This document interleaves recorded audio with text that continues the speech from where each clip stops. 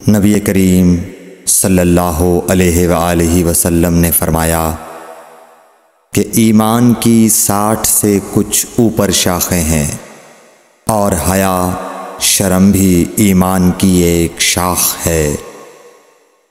صحیح بخاری حدیث نمبر 9۔ حضرت محمد مصطفیٰ صلی اللہ علیہ وآلہ وسلم نے فرمایا، مسلمان وہ ہے جس کی زبان اور ہاتھ سے مسلمان بچے رہیں، اور مہاجر وہ ہے جو ان کاموں کو چھوڑ دے جن سے اللہ نے منع فرمایا۔ صحیح بخاری حدیث نمبر 10۔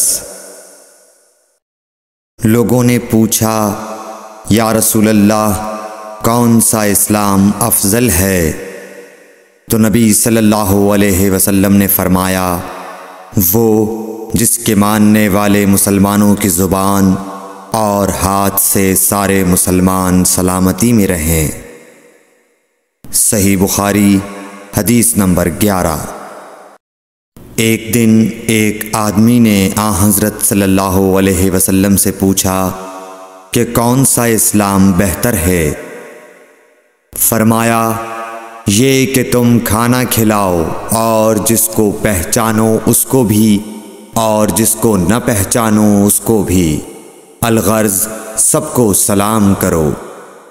صحیح بخاری حدیث نمبر 12۔